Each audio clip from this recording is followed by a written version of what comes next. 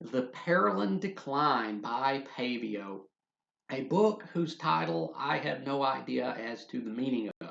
Just want to say that up front. I read this book and I still don't really know what the title means, but that did not at all impair my enjoyment of it. So, if you don't know who Pae Veo is a fellow booktuber whose content you should really check out, especially if you are into the intersection of philosophy and literature. He does lots of great analysis videos, such as like the themes of Camus' The Stranger and whatnot. Really get great stuff. Definitely check out if you're into that. And while I have not watched all of his content, I've been aware of him for some time now, and I heard that he had written a book. I think I saw a mention of it on Instagram or something, and I said, you know what? I want to buy that. I want to read it because I always want to support fellow booktubers in their writerly endeavors. And Pae Veo seems like a very intelligent guy. And so I was like, you know what? I want to see what he has to offer. I want to see what he can do. And I was impressed. I was impressed. This was a nifty little book. I want to say it feels strange to be reviewing the book of another booktuber, but I would not be doing this if the review was not going to be of a positive nature.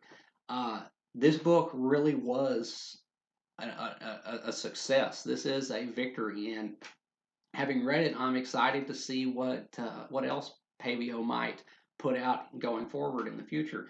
So, what is the Perelin Decline about? Well, it is the story of a young French woman named Simone de Blanche, who wakes up in a hospital with no memory of her previous life and has to subsequently put her past back together if she can. And the only clues in her possession are an apartment full of seemingly mundane rocks and a dog named Nothing.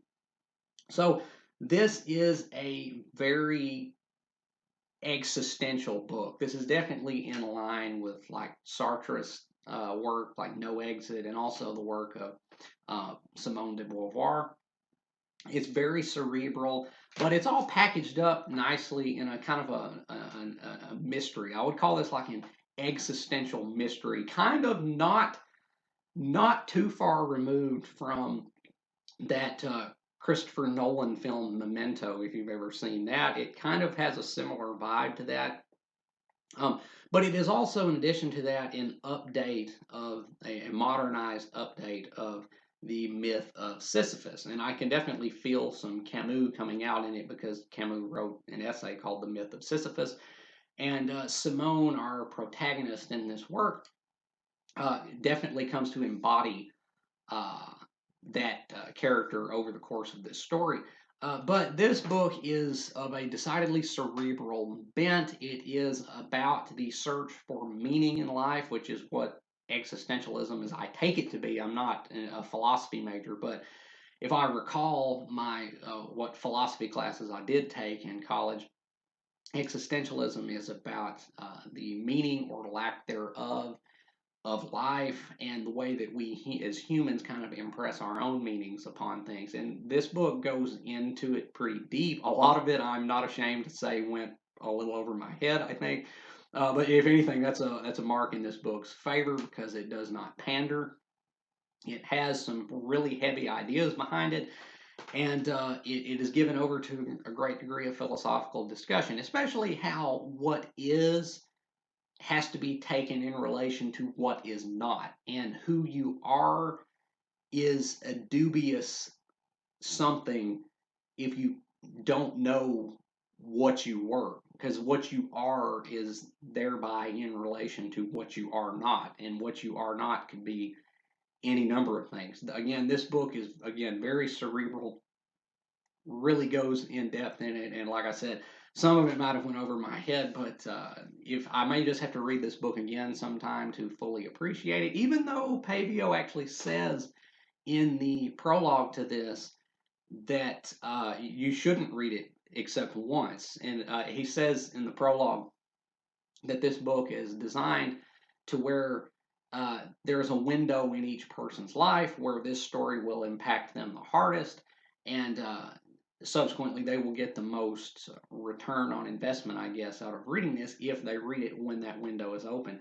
Um, I don't really know where I stand in relation to that window, whether it has already closed, whether it's open now, or whether it has yet to open. All I know is that I enjoyed this book regardless of where I may stand in that regard. But I guess this book is kind of like, or kind of meant to be like The Catcher in the Rye. You know, they say you have to read that at a certain age or you won't get the full brunt of it. But I like this book regardless of where I am in life. So yeah, I think it's a success either way. But there's almost no dialogue in this book. That did surprise me. Whenever I read it, it's almost entirely narration, and it is very much a one woman show. Our protagonist Simone is pretty much the only real character in this book. And a lot of it is just given over to her thoughts and the way that she is analyzing her um, amnesiac predicament.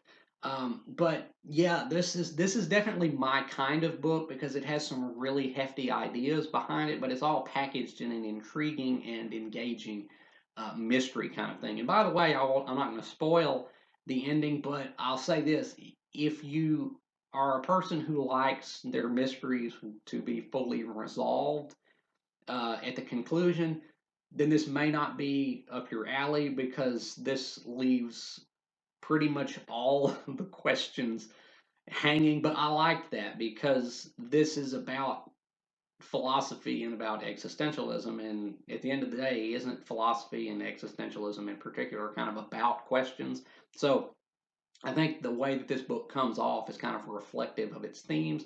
And so I think it really came together nicely. So, in terms of criticisms, uh, I suppose I what criticisms there is, I really don't have that many, except there were some grammatical errors, kind of a noticeable amount of grammatical errors, and that's not at all again a slight against the story. I think if you have some grammatical errors, and that's the extent of the problems, then you're doing pretty good. But as it was, there were some grammatical errors.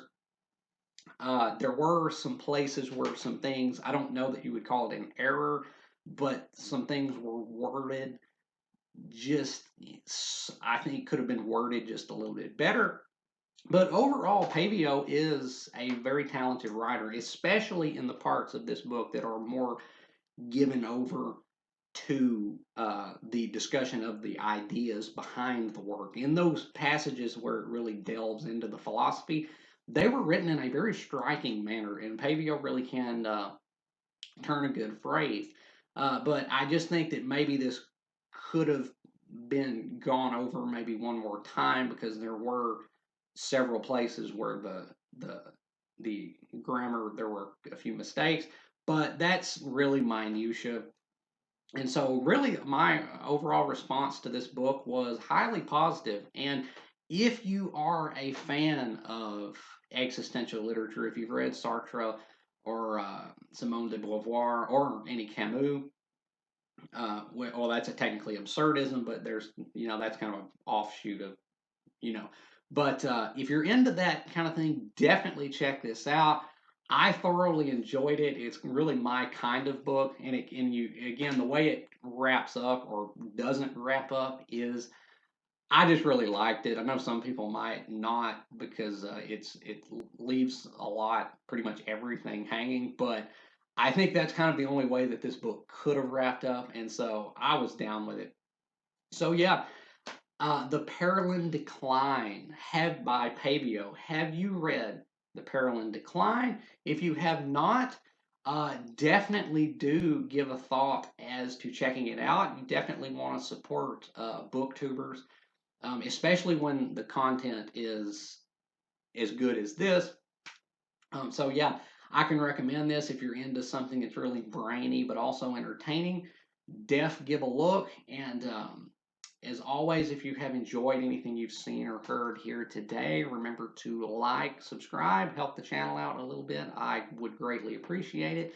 And until next time, peace.